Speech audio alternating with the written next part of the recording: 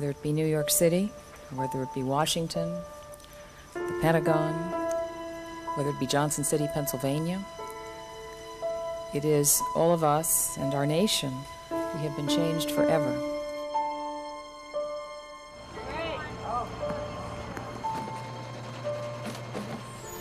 We have food, water, anything that they need, we have it. And if we don't have it, we can definitely see how we can get it. It's the Red Cross that's holding these guys up. It's the Red Cross that's allowing these guys to keep doing their job. It's the Red Cross that allows these guys to keep their strength, to keep pulling these guys out of the rubble, out of the dirt.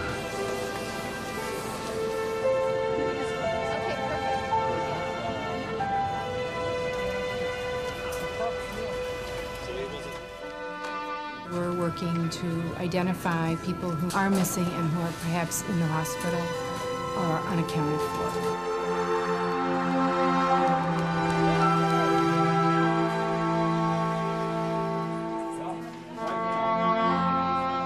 We have had an unbelievable number of people both calling and stopping by, people from the community, people from other local chapters, and just people I've never seen before sitting outside the office doing all kinds of great work. Here at the Pentagon, we're doing a lot of mass care work. We're feeding a lot of folks. We're making sure they have a lot of Gatorade and hydrated the past couple of days. The rescue workers come in, they eat, they're kind of quiet, they have a determined look on their face, they're ready to get back in. Their mission, the recovery mission, is an important mission. This is my first time to give blood, and I am embarrassed to say that, but it will not be my last.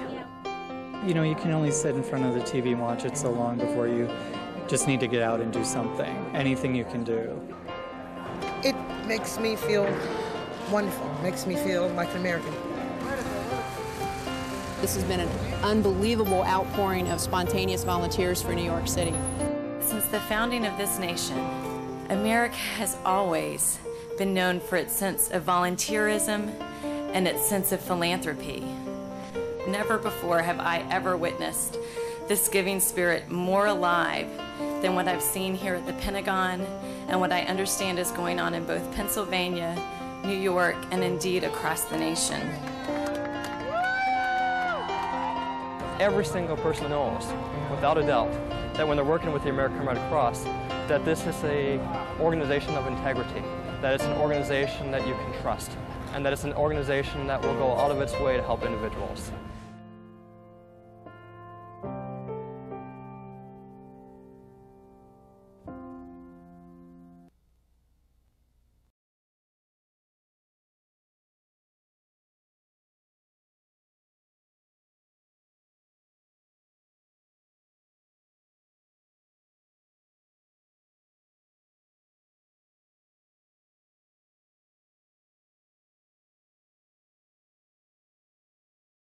First tonight, helping at Ground Zero, the efforts of the American Red Cross.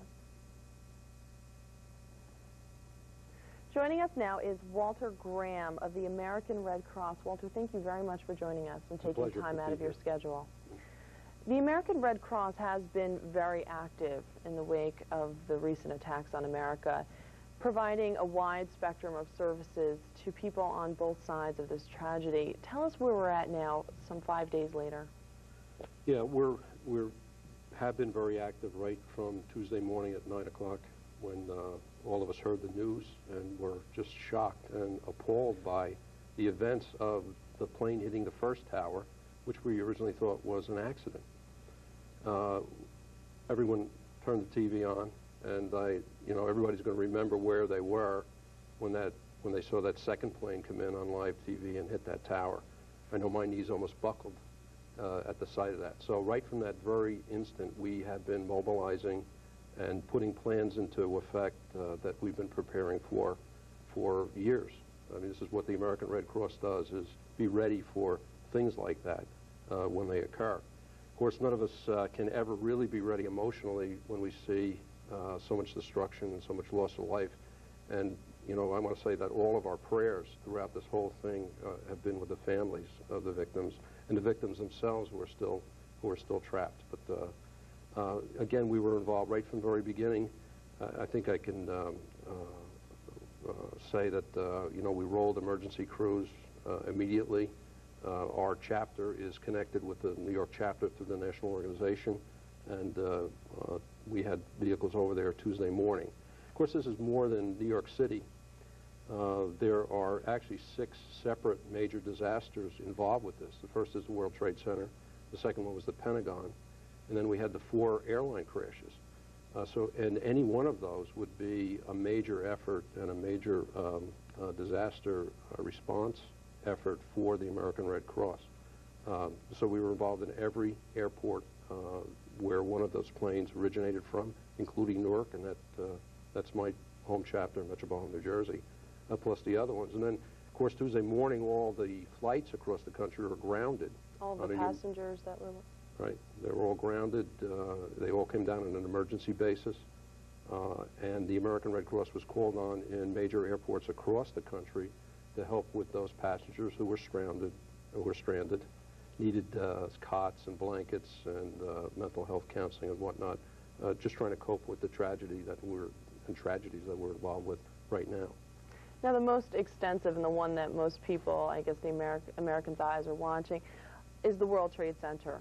Now, you have been working very closely with the emergency workers over there, is that correct? That's right. Yeah, there's American Red Cross units from all over the East Coast, and as far away as probably Ohio, I saw yesterday. I personally visited over there yesterday, right at Ground Zero. And our vehicle and our crews, volunteer crews and staff have been at Ground Zero, literally a block and a half from the World Trade Center, supporting the National Guard, the rescue units, the construction workers, the New York City firemen.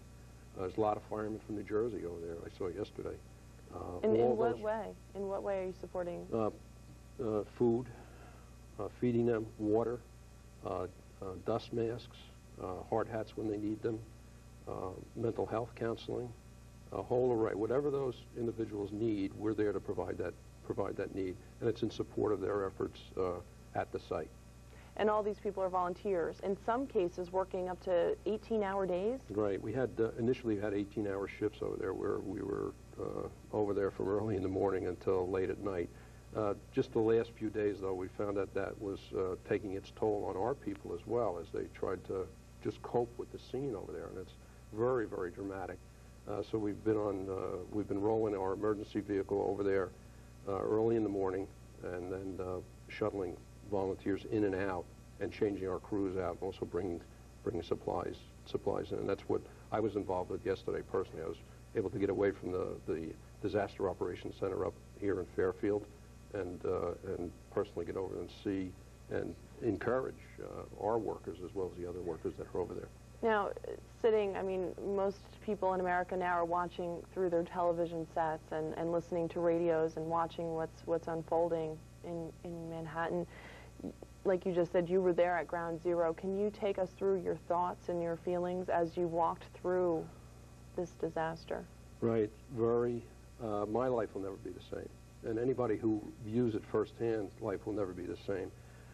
We can watch it on TV, and the whole nation and probably the whole world has been watching these images over and over again. But in many ways, we've been conditioned by special effects in the media and our movies, and those marvelous scenes from recreations of Pearl Harbor that we've been looking at. And watching it personally on TV, there's a certain disconnectedness from what's actually happening, as if perhaps we're wishful thinking it could be a special effect and not real. Yesterday when I went over, and I wasn't not at all prepared for this, as we approached the Lincoln Tunnel and started to go down that helix. For the past 30 years, every time I've done that, it's been the World Trade Center that is prominent in that landscape just across the river. And yesterday, the towers were missing. Tell us what you see. Tell us what you see. Just the city without the towers, and just the plume of smoke still rising over the ruins. It still looks like New York City, but without the towers, as if somebody had just come through with some kind of a graphic and erased it. And it's there that the reality of it really hits home, because you know this is not a special effect. Even at Ground Zero, we got, yesterday we made our way into Lower Manhattan with the Red Cross vehicle, and Red Cross and Salvation Army and World Aid and all the rest of the relief agencies are really doing a marvelous job of it. They're supporting everyone. And because of that, I've had clearance right through all the checkpoints. But even as we made our way south into Manhattan, we had to park our vehicle about 4 blocks north of the World Trade Center, and you couldn't see the scene. And we went on foot then to get to the actual scene, and it does look like a movie set. It's surreal, the atmosphere. There's the din of generators because all the power is cut off, and all the emergency equipment and emergency workers need the generators on. So there's this din around you of noise, background noise that's very loud, and yet there's a hush about the place. It's a solemn place. It's people involved in a solemn kind of a duty. Again, very surreal. The place has not only the visuals associated with it, but it has a smell, and it has a taste in the air. It has a layer of dust over everything, and some places mud that has a quieting effect on your footsteps. And even with the din of noise, people talk in hushed tones, almost like a funeral parlor. We had some cameras with us yesterday, thinking we would take some pictures, and we didn't, because it almost seemed like it would defile the place to be taking pictures there.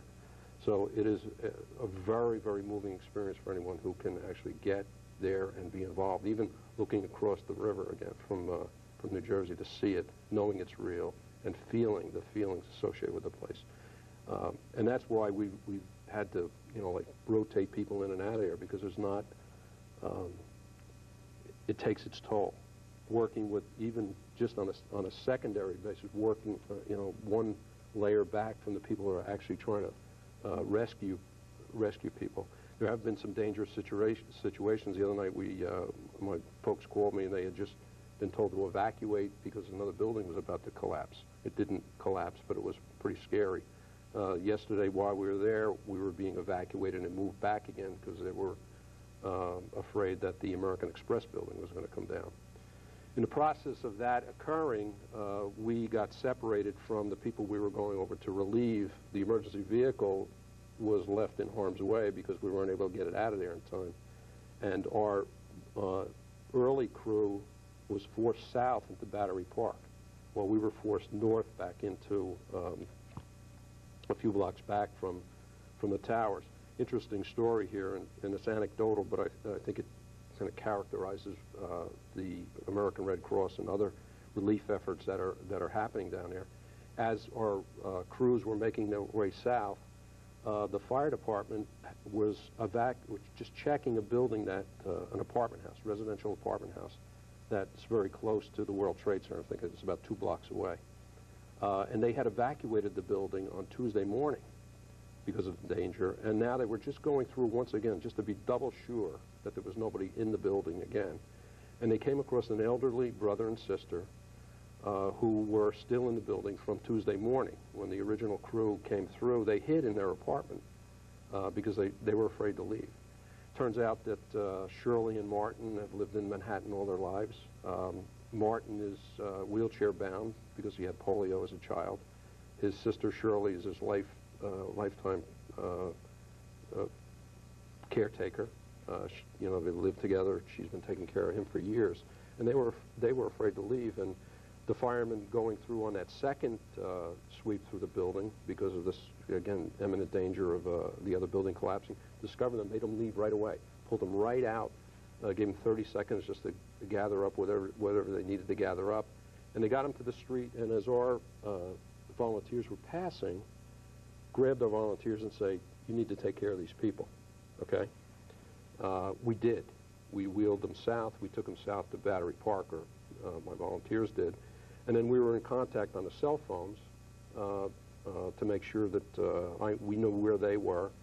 They made arrangements with the New York City Police to get us clearance to get down around by the South Street Seaport to head with our vehicle down to Battery Park. We made it down there. Of course, we're providing counseling all during this time with Martin and Shirley. Very afraid, very traumatized by this whole situation. Stories like this all over the country at this time, with relatives and friends, now searching and looking for those that maybe they can't find at this time. You mentioned counseling. You do Right. provide some Right. counseling services, and this is all free. Right. All these services that you provide Absolutely. are free. In Shirley Martin's case, we loaded him up in our vehicle. We got special police escort back up to the Holland Tunnel entrance. The Holland Tunnel yesterday was closed, but they backed the vehicles, the tractor trailers away so that we could roll through there. And again, a very surreal kind of environment. When did you ever go through the Holland Tunnel where you were the only vehicle? When did you ever ride through like that area, 14th Street and below, when there was no traffic and no people, just National Guard? It's almost like a science fiction movie scene. We rolled them through the Holland Tunnel. We have them in a local hotel now on this side of the river. We were met by mental health counselors. We were met with people with food because they hadn't eaten, brought them hot meals, brought them clothing because they didn't come out with any clothing and they were covered with dirt and dust. So we're going to take care of Shirley and Martin. And that's, you know, they said, she kept saying to me, I hope you're going to take care of me. You know, we've been contributors to the American Red Cross for, you know, all our lives. I hope you're going to take care of us. And when we said, we sure are. You know, we sure are. So that's just one small story, just a little old sweet couple. One of thousands of millions of stories that are out there right now. And their relatives, I'm sure, around the country have been unable to reach them because their phone service went out right away. They're probably worried. We made arrangements to contact those relatives right away, and we were on the phone with them last night, and they're certainly relieved. And we hope and pray that there's more and more stories like that that come out. And what is the Red Cross's role right now in helping these people that are searching for friends and family that they have not been able to locate or be in contact with? Right. We have, along with the city agencies and state agencies in New York, we have what is a standard kind of service that we provide, which is called disaster welfare inquiries. Whenever there's a natural disaster or something like this is man-made, the American Red Cross does play a role in helping people find their relatives that they can't find through normal circumstances. In this case, you can call your local Red Cross chapter. You can call my chapter at 973-575-0880 and say that you have a missing person, and we'll take the information from you. We will forward it to a central location, and as word comes in that people are found, we will get back to you. So we have that role. We play that role nationally and internationally. For instance, with all the hurricanes a few years ago in the Caribbean, had an enormous effort going on in that way. What is the need now? I mean, we're hearing reports of they need socks, they need sweatpants, they need sweatshirts, they need food. What is the need now? What are you looking for now? First of all, I must say that we've been deeply, deeply moved by the response of the American people. It just shows the goodness. When something happens, people in America, more than any place else in the world, rally around one another to support one another. As a matter of fact, other countries really somehow don't understand how this works, how this whole volunteer effort. I need to do something about this. So that we've had tremendous outpouring of people who want to donate blood. Tremendous outpouring of people who want to just bring things to us, water and socks, and clothing and food and sandwiches, and that is so deeply moving, and the American people are being congratulated for that. And people tend to latch on to any hint of a need, and then the whole country will rally around that. So if somebody said, gee, I need socks, all of a sudden, it's 90,000 pairs of socks are on its way to World Trade Center in New York. It was like that with blood. There's been a tremendous response to. I know in some cases 3-hour wait just to 4-hour waits, right? Yeah. Right now we have plenty of blood. Going forward, there may be a need for more, and people should stay in tune to that. But right now we have enough blood. We have enough supplies over there. I was over there yesterday. There's plenty of food to eat for people. There's plenty of water. There's plenty of blankets. So the material needs have essentially been met.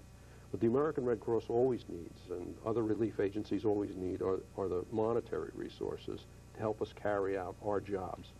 For example, there's going to be a tremendous effort required with all the families who have lost people. And I don't know how many thousands that will be. But that effort, right now the effort is all concentrated in Lower Manhattan.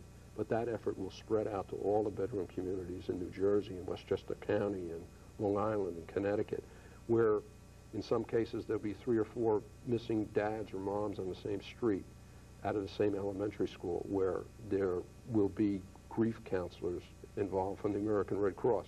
And that's the kind of the range of our services, is to provide the immediate relief, to make sure people have shelter, make sure they're fed, make sure they have clothing. Very important one is medical needs. Are there prescriptions involved? Insulin, for example, eyeglasses, hearing aids. And then a longer-term involvement with folks to try to cope with a loss. And it's a loss of material possessions in most cases, but here we're going to have loss of loved ones and loss of friends. So this is a long-term effort throughout this whole tri-state area that the American Red Cross is going to need support with money. And where could they send these donations if they were interested? They can send it to my chapter. We are the coordinator for all of the chapters in New Jersey in the fundraising effort for the World Trade Center disaster, and that's the American Red Cross, 2 Gardner Road, Gardner, in Fairfield, New Jersey, 07004. Okay. Now, right now, the American people thinking, what if? What if this, what if that? A lot of what ifs going on right now, not sure what's going to happen as a result of this horrible attack on America. What role does the Red Cross play now from here on in? Okay. Yes, we don't know what's going to happen next, and that's part of the anxiety that's associated with this that wouldn't be associated with, like, Hurricane Floyd. Hurricane Floyd came and went, and we dealt with it. Now we have, again, I said 6 major disasters across the country.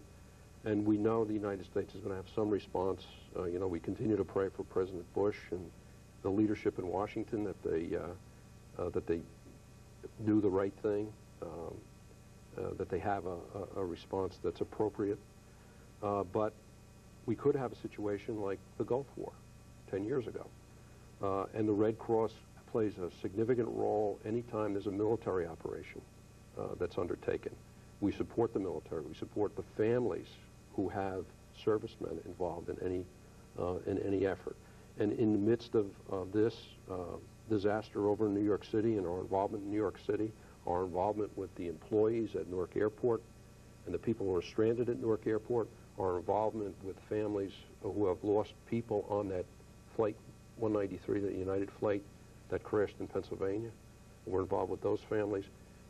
On top of all that, we're also in a planning mode and a preparation mode, saying, what if we go to war?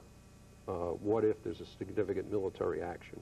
What do we need to do to meet our role in that? What do we need to do to be there for the American people and be there for the families of servicemen and the servicemen themselves if they're mobilized, just as we did in the Gulf War?